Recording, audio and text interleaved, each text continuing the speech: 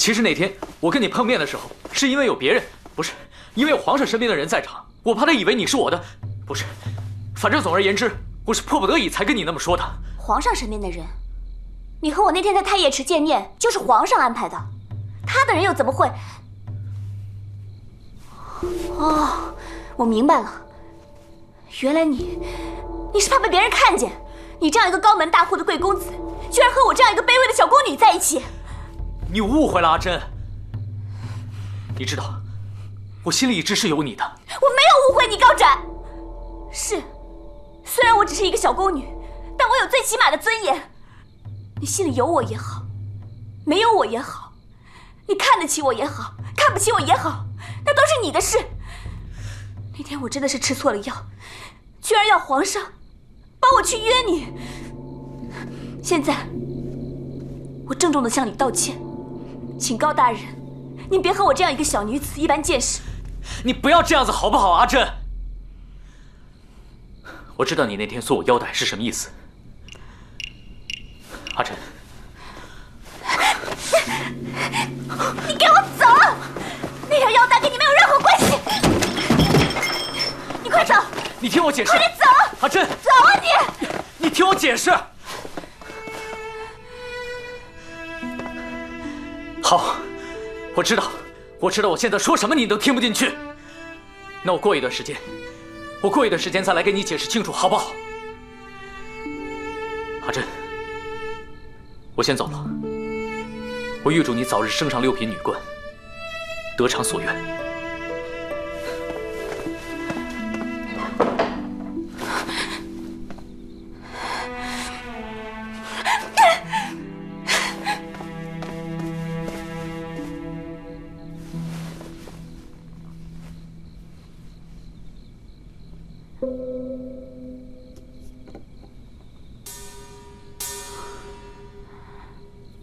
这是什么？铁屑。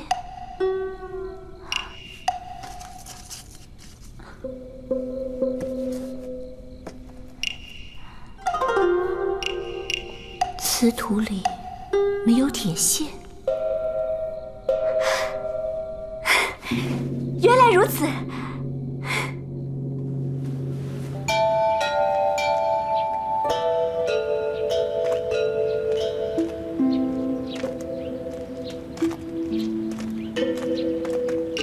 大娘，平常给这棵树浇的水都从哪儿来的？就是一般的雨水和井水啊。太妃娘娘说桂花树需要酸，所以老把我们喝剩下的醋倒在树根上。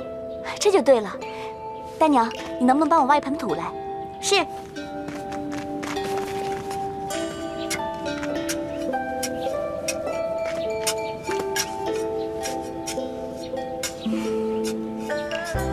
哎，快，出羊了！是，现在怎么样啊？陆真，你如此的冷静，是不是已经胸有成竹了？还是瞒不过少监大人您。我发现，以往的瓷器呈青黄色，那是因为它们的泥胚里面含有大量的铁，铁能溶于醋。清净院的泥土里面，就是因为被周太妃浇过不少的醋，所以最上面那层瓷土里面含铁量极少。我第一次就是用最上层的瓷土来烧的，所以碰巧就烧出了白瓷。但是后面那几次呢，我用的都是最深层的瓷土，铁还没有被完全溶解掉，所以烧出来的瓷器一直都没有变成纯白。但是这一次，我用磁石把新瓷土里的铁屑全部都淘过了一次，所以肯定能烧出白瓷来。我有预感，这一次你一定能成功。朱大人，是白的！朱大人终于成功了！我看看，陆姑娘，你看。哦。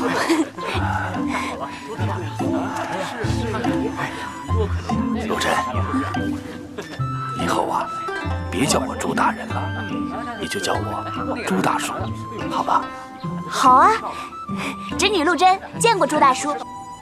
阿占，这个就是白瓷，没想到你那个陆真啊，还真不是个平常人。我本来还想帮他走个人情，没想到他如此有本事。元福，把这几个白瓷茶盏给贵妃送过去，让他沏好今年的新茶，朕待会儿要去好好品品茶。是。阿占，你再给陆贞传个话，说朕还有一套白瓷水洗，让他有空啊就帮朕做做。你有所不知，现在阿珍根本就不理我。嗯，可是你们明明……肯定是你小子不会说话，惹恼了人家小姑娘吧？活该！原以为只有朕每天会被幻云欺负，没想到阿占你也有今天呐！皇上，好了好了，元福，颁朕旨意，册封清净殿宫女陆贞为8品长针，入司宝司供职，并特令无需入住6司官邸，以后仍居清净殿。遵旨。如何？朕这样安排的不错吧？清净殿一般人少也清静，正好方便你们私会。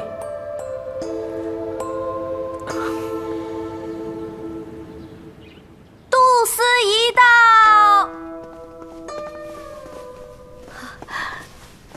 杜司仪，不知杜司仪前来有失远迎。司仪久居在静心院这么久，今日怎么有兴趣来到内侍局啊？我来跟你讨个人情。今天封为女官的那个陆贞，也算是我半个徒弟。能否把给她授祭的活儿让我来做？原来如此。我就说姓陆的这个小姑娘越来越有本事了，原来背后有您这个前辈教她怎么考啊。好啊，授祭的事就有劳您了。楼上士果然是个聪明人，请。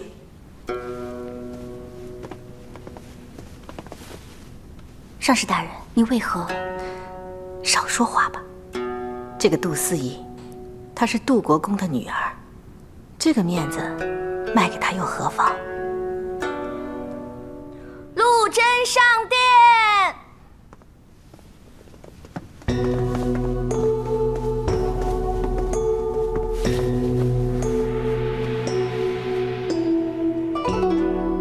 授祭仪式开始。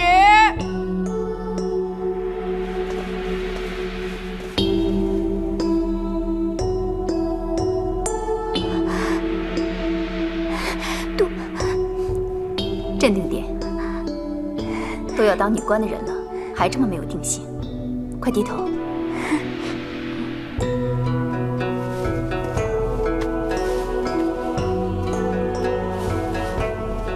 奉承天恩，加入陆贞为8品长针，望自此勤勉不坠，为国效力。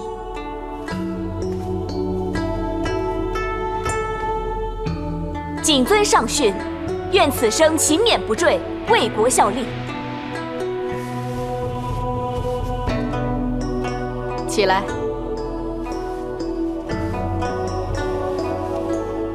司宝司的刘思贞前些日子因为生病，从宫中退职，所以司宝司里的大小事务，可就由你全权做主了。奴婢拜谢上士大人。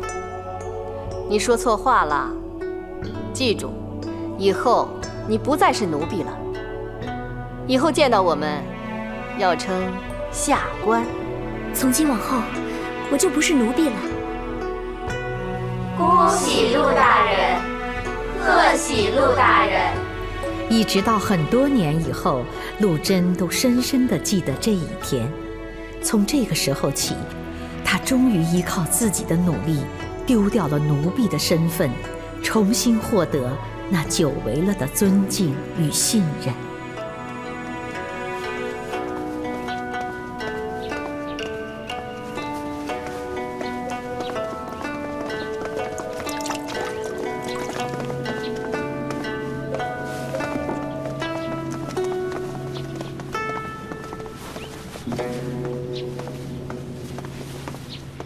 这就是新上任的长针陆大人。是啊，半年前她还是跟我一波入宫的宫女，后来我被分去了金光殿，她被罚到了冷宫，没想到还能鲤鱼跃龙门，转眼从4等宫女变成了女官大人。是啊，我还听说皇上特别宠她，其他2个新任的女官都才9品，可她一上来就是8品，真是人不可貌相啊！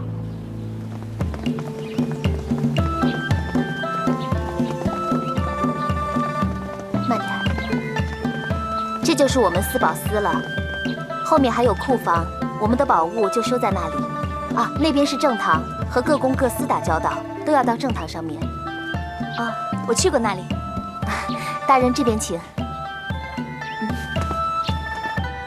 大人，这就是正堂了。大家都过来吧，快来参见掌针大人。参见掌针大人。快起来吧。大人，这是杂物部的掌事宫女琳琅，和我一样都是1等宫女。你叫琳琅？嗯，我见过你。哦，她叫玲珑。你们的名字真好听啊，还暗合着咱们司宝司的名号。哎呀，这6司和其他宫室就是不一样啊。可不是嘛，其他宫室啊，一般每宫只有2名1等宫女，可是，在咱们司宝司，光是1等宫女就有10位。像我和琳琅，都是从小就选进来打理宝物的，从没去过其他宫室服侍主子。啊，大人，这边是您的位置。正堂后面还有一个小院，大人要是累了，可以去那边休息。平常也可以住在这儿。哦，不用了，我已经向皇上请旨，以后继续住在清静殿，只是每日到这边来看看就好了。宫女们呢，叫他们上来吧。是。大人初来乍到，咱们司宝司共有宫女68人，按例本应设9品仪针、8品掌针、7品点针、6品丝针各1人，但是眼下只有您1位女官掌印。司里共设营造、收藏、修饰、宝库、杂物5部，奴婢就是宝库部的掌事宫女。哦，给掌事部大人请安。给掌事部大人请安。各位姐姐请起，不必如此客气。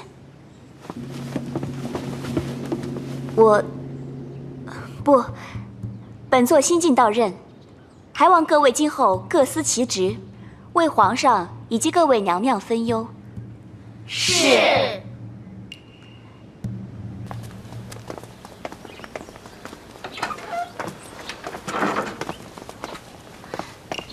他人呢？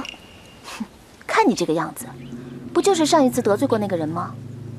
他人小面子薄，你就做得大方一点，他也就不会提起那事了。这不，他说要看看这些年的收纳账本，我就给他拿了一大堆的账本，让他慢慢看个够。你这么对他，你不怕他生气吗？哼，怕什么？她虽然是个8品女官，可自打咱们进宫，这司宝司来的女官还少了，个个都是说来就来，说走就走。真正在咱们这个地方说话算话的，也不过就你我这几个老姐妹。可是，我觉得这个陆贞比那个刘思贞厉害多了。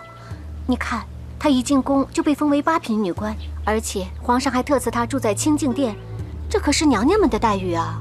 哎，这个不怕，咱们面子上做得过去就行了。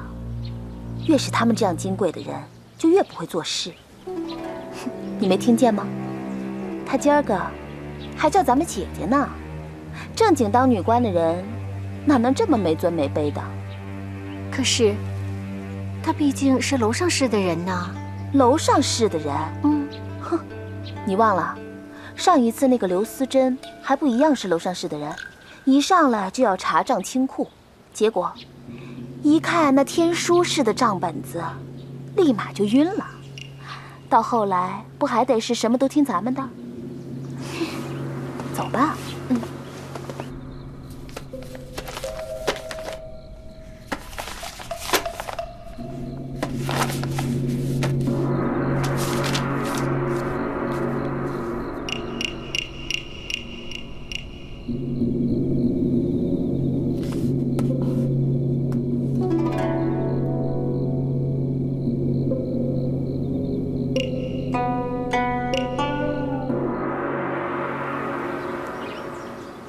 我问问你们，这里记着，明光4年5月，先皇御赐陈妃娘娘玉环一对。陈妃娘娘在明光6年8月就已经亡故，这对玉环按照律法应该归还司宝司，为何我在查看的时候却少了一只呢？这都是前朝的事儿了。或许陈妃娘娘自己打碎了一只。那为何归还的时候没有查清楚呢？还有，黄建元年6月，外公缴入赤金20斤，营造部宫女为太后娘娘打造金佛塔一具，这佛塔在账册上仅注18斤4钱，那其余的1斤6钱到哪儿去了？大人，这就是您外行了。这赤金打成金佛塔，肯定是要有损耗的，是不是啊？对，即便是宫外最平常的金铺，手工最差的工匠，损耗也不过1/20。照这么算来，20斤赤金有1斤损耗才是正常的。而且姐姐你也说过，宫里的宫女个个都是千挑万选出来打理珍玩的，哪能还不如宫外的工匠呢？这我也不太清楚。要不您叫营造部的人？不用了，营造部的事以后再说。看来这些天你们应该好好清查这些账本了。大人英明。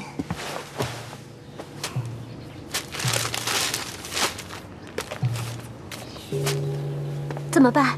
陆长真开始查账了。我看他平时说话有条有理的，查账也特别清楚，比那个刘思珍厉害多了。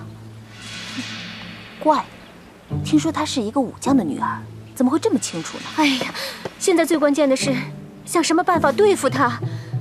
他马上把你的宝库账查完了，就该轮到我的杂物账了。虽然我们多少是吃了一点，可是自打前朝起，这些账就没有算明白过。万一真查出什么，那背黑锅的岂不是咱们了？怕什么？他这是新官上任，烧3把火，但咱们只要把他的柴火给抽没了。抽没了？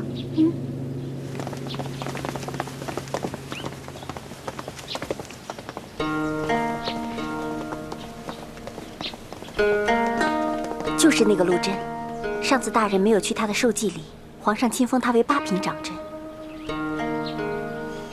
看来四宝司里也没有什么别的女官了，所以他就山中无老虎，猴子成大王。这不，他全司的宫女都跟着他一起干活呢，号称要把这些年四宝司那一摊烂账都查清楚呢。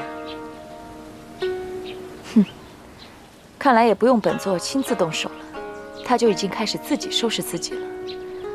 这四宝司向来都是娄清强的地盘，我们就在一旁好好看着他们，自己狗咬狗吧。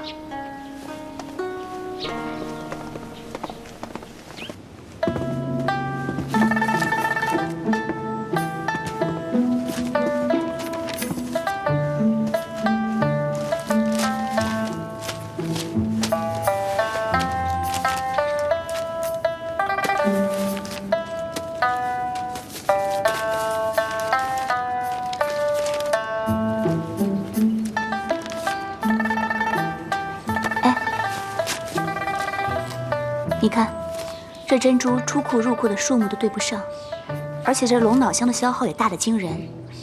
你怎么就能随随便便的说没有错呢？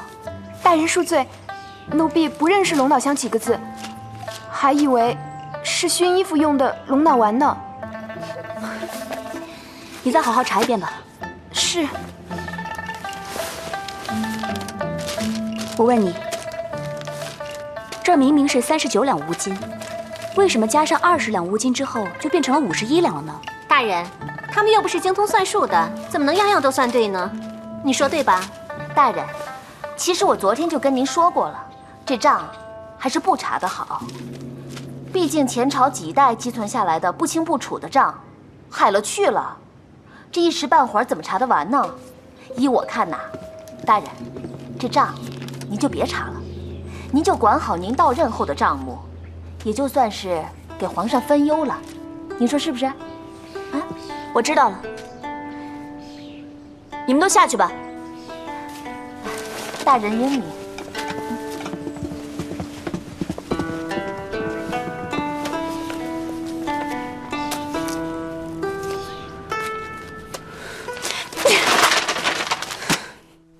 姑姑，我就想不明白了，我平时对他们都客客气气的呀。可他们干嘛老是当面一套背后一套啊？那个玲珑成天乐呵呵的大人长大人短，可暗地里还是指使那些宫女们对我阳奉阴违。你呀，还真是不懂官场上这一套。要是你当了5年的差，眼看着马上就要出宫了，第6年却来了一个年纪轻轻的贵妃，每天让你有事没事擦100遍地，洗20次衣服，你高兴不？哪会有这样发疯的人呢？在司宝司那些宫女眼里，你就是这个疯女人。司宝司管着金银珠宝，是6司里最有钱的一司。人家说，从那些杯盆碗盏上随便抠一抠，都能找出1000斤粉来。你一去就查账，前朝的积弊固然是被你清干净了，那本朝人家的生财之道呢？记住一句话：水至清则无鱼呀。姑姑，你说的对，可我也总不能就这样服软啊。人得先学会服软，以后才能变坚强。没说你查账不对，但是你用的方法不对。我听说你之前还很客气地叫他们姐姐呢。别忘了自己的身份，你可是个长针，哪能随随便便地叫宫女们当姐姐呢？他们看你年轻好说话，以为是个好对付的，所以才不把你放在眼里啊。依我说，你挑几个刺儿头出来，好好的打他一顿杀威棒，看谁还敢糊弄你。打人不行，我可下不了这个手。别忘了，这可是在宫里，只有恩威并施，有赏有罚，人家才能服你。无论如何，我也做不出随便打人板子的事儿。善良是好事，可是你要老是这么心软的话，你怎么一步步的走下去呀？姑姑，为了早日当官，我会好好努力的。但是我一定要靠自己的本事，绝不害人。而且，我要走得稳稳的，绝不让自己的步调掌握在别人的手中。他真这么说的？就是这么说的。丹娘一直跟在陆大人身边，这些话他一个字都没改。他的志气，有时候比那些男人还要强很多。这也很好啊，很配他武将之女的身份。可是司宝司的一摊烂麻烦事儿，真够他愁的了。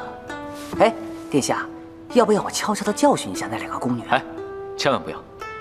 他现在呢还在气头上，要让他知道我们在暗地里帮他，肯定要说我的事儿不用你高大人费心。不过话又说回来，在这宫里当上女官，真的不可以事事都让人撑腰。毕竟这条路是他自己选的。你看看这是干嘛呢？这么兴师动众的，你说呀？各位稍安勿躁。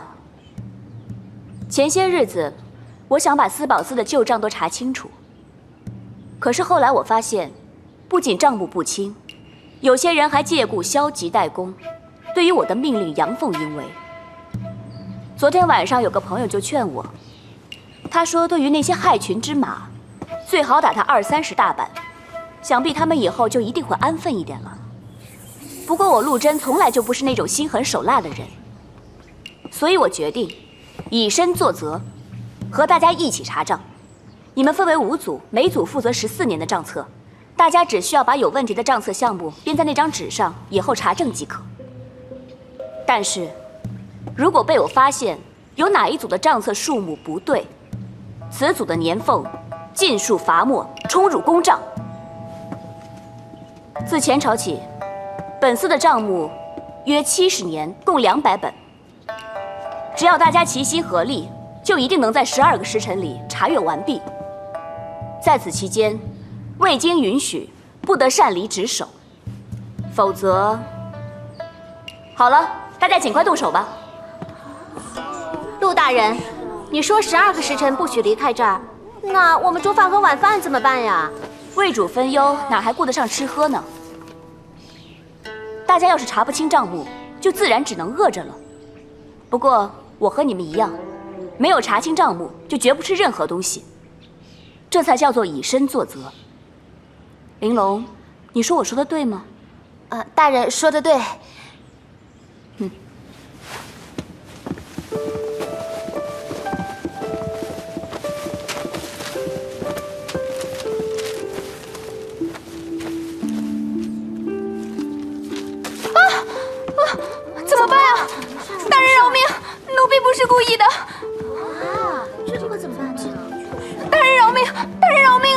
好大胆子！我看你分明心中有鬼，怕大人查出什么破绽来，故意把账本染污了，是不是？不是的，不是的。哼，你以为大人会那么轻易被你给骗倒吗？大人，这种人一定要好好惩罚他一下。好了，多大的一件事儿啊，至于这么小题大做吗？琳琅，你去把账本放到院子里面晒一晒。啊？就算是被涂污了，但等纸干之后，对着太阳照一照，还是能看清楚字的。可是大人，好了，这账本是13年前的，那个时候他还没有进宫呢。难不成他是想为前朝哪位宫女遮掩，才故意把这账本弄污的吗？谢大人明察秋毫。好了，这件事情就到此为止。不过，你把账本弄污了，还是要罚的。这样吧，我就罚你连续3天帮大家打洗脸水吧。谢大人，奴婢一定会好好做的。快起来吧。今天我请各位来查账，不是要故意为难你们，我只想弄清楚我现在接手的这个司宝司到底有多少家底。我知道司宝司的账册混乱已经是多年的积弊了，但越是这样，我们就越要理清楚这些账册。这就好比一个正在慢慢长大的脓包，虽然现在还没有发作，但早晚有一天是会破的。当然，这个过程会有一些痛，但只要脓流出来了，就总比什么都不做强。我陆贞向大家保证，无论查出多少亏空，我都不会为难大家，因为我们今天做的仅仅是查账，不是给大家穿小鞋。今天最先查清这些账册的小组，赏黄金2两，第2名赏黄金1两，第3名赏黄金5钱。怎么，鞋不够啊？够了，谢谢大人，谢谢大人。今天我说的这些，对你们同样有效，以后就别再给我捣乱了。遵命。遵命。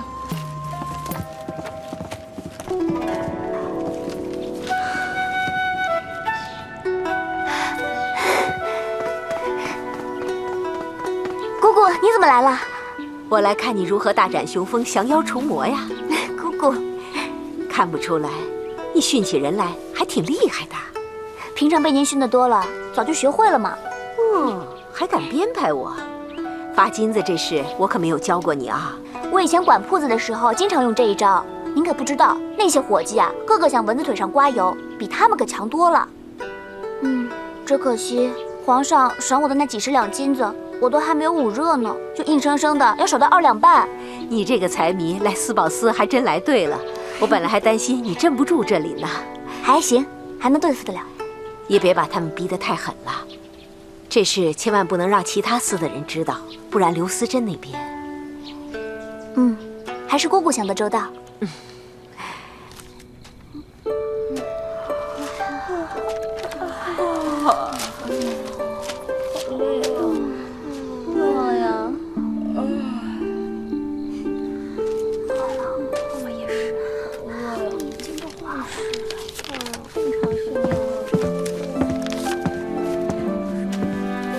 大人，已经子时了，而且我听奴婢们说你大病刚愈，我看要不要到御膳房给你弄点吃的？不用，别又……我之前已经说过，账没有查清之前，任何人都不能吃东西。可是大人，你不为自己想，也该为他们想吧？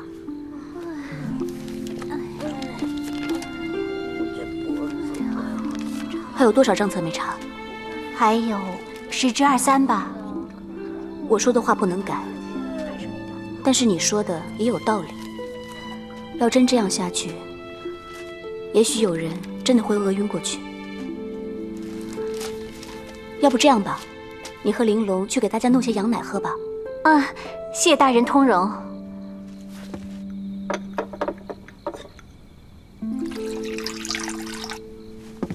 大人，你也喝一些吧。不用了，我不饿。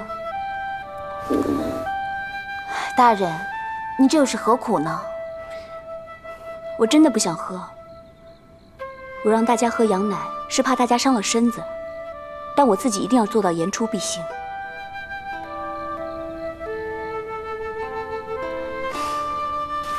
真好喝。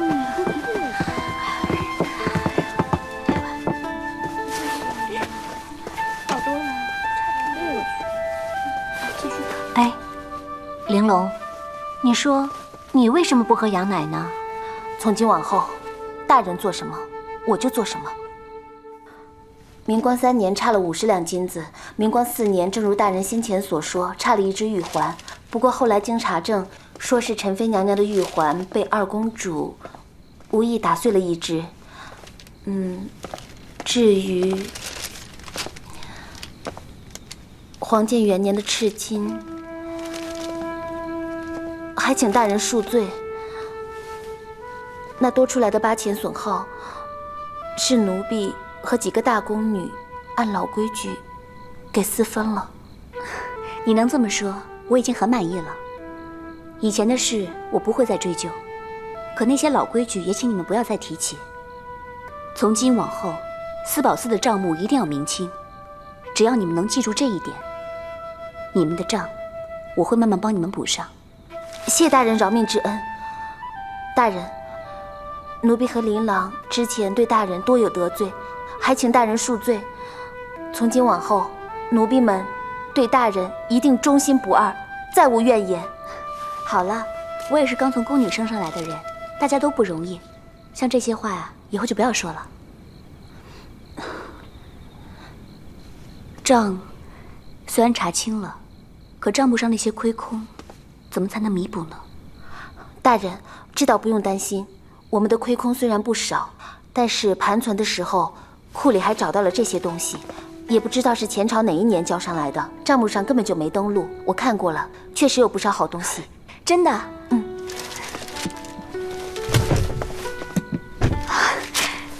太好了，这些一定能填平账上亏空的金银了。至于那些不够的首饰摆件，一定要找营造部的人加紧补做。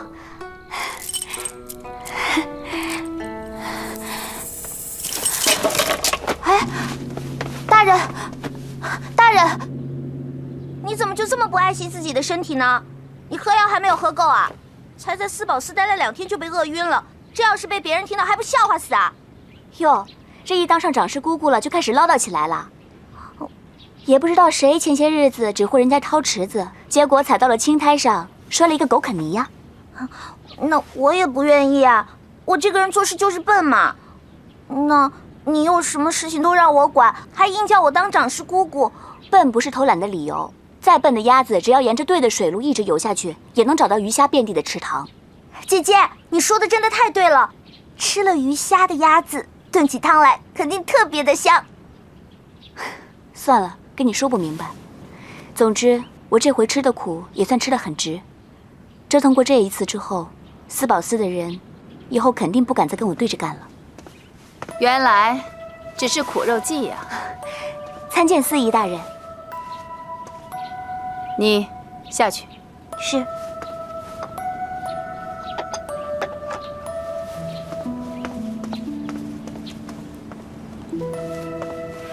司宝司查账的法子，是你自个儿想出来的？是。恩威并施，各个击破，精心收买，预料后手。看不出来，你陆贞倒是一个挺会算计的高手。大人，您误会了，我不是故意要……你怕什么？我这是在夸你啊！知不知道，我大齐建朝以来，虽然有几十位女官，但真正能做到去前朝和男臣们一起上朝议事的，却只有前朝4品女史谢灵环一人。因为她是陈留谢家的嫡女。错，是因为其他的女官没有本事，眼光总放在内宫里面，当然只配管管胭脂水粉。我朝建立女官制度，不是只是要提拔几个高级宫女，而是要真正想找到女子中能为国效力的英才。可本座放眼宫中的女官，不是只知道跟楼王2人趋炎附势的，就是只懂得守着自己的1亩3分地的。只有你，不但有几分小聪明，还耐得住性子，手段也算精明狠辣，是值得我栽培的好料子。大人，我没有那么狠辣。我都说了，这是在夸你。狠辣有什么不好？为官之道，你不狠，别人就会对你狠。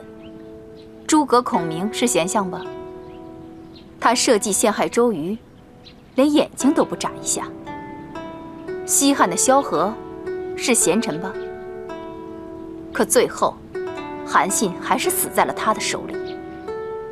古往今来，哪个在位的高人手里是干净的？陆贞，我看你今天在司宝司的做法，就挺有点雷霆手段的。所以，从今往后，我要好好的教你。只要你肯跟我好好的学习，我保你5年之内，起码跟娄清强他们一样平起平坐。大人，您真的误会了，我真的没有想那么多。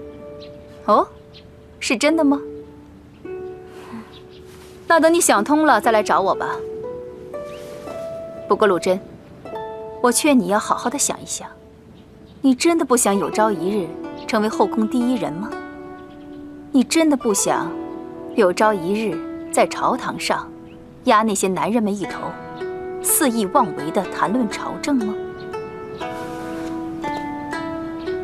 陆贞，我知道你是什么样的人，我比你更懂你自己。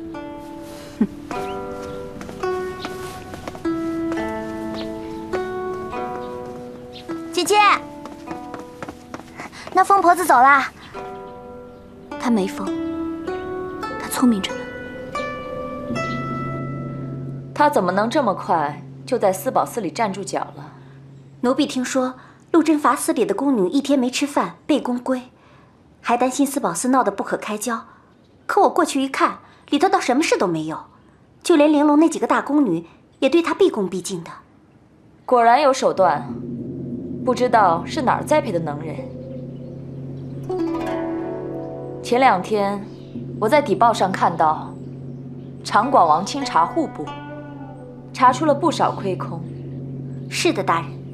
这内宫外朝都是一体，既然户部都已经清查过了，那我们6司是不是也该动一动了？我知道了，这6司里面管着钱务的，差不多都是楼上室那边的。天底下就没有查不出问题的账。明天我就向皇上请旨，把6司都好好的捋一捋，免得那个娄清强老是觉得我们故意找他麻烦。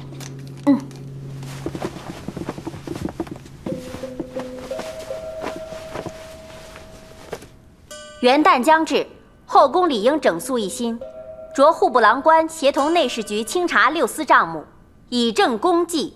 钦此，臣接旨。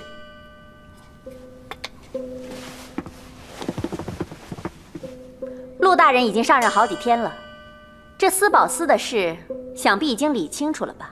限你在2个时辰之内，把所有的账目都清理好，马上交到内侍局，少了一本，唯你试问。这就不用阮姑姑担心了，咱们司宝司的账册都整整齐齐的，您这就可以带回去。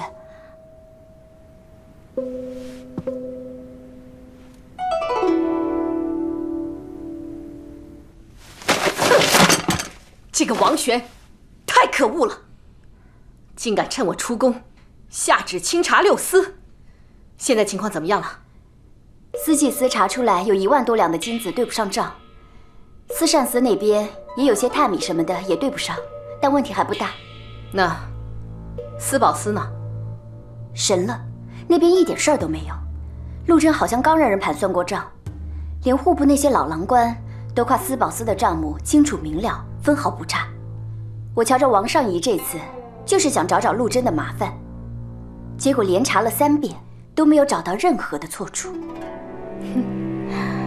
好啊，这个陆贞还真是为我争气呀。你赶快写个折子，向皇上为陆贞请功。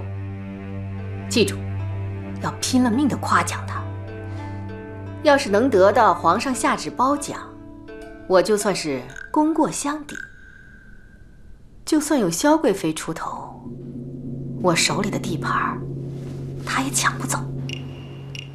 奉天承运，皇帝诏曰：司宝司长针陆贞行事明敏，特赐宝带2条，黄金50两，以示褒奖，钦此。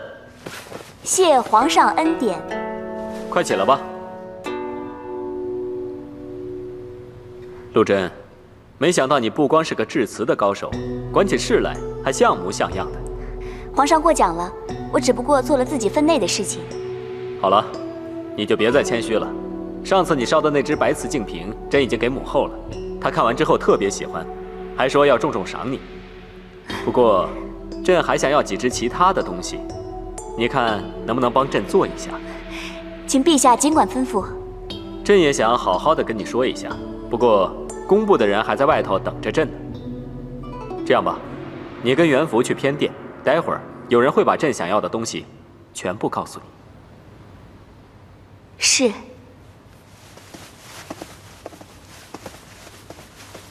陆大人，您在这儿稍等片刻，那位大人马上就来。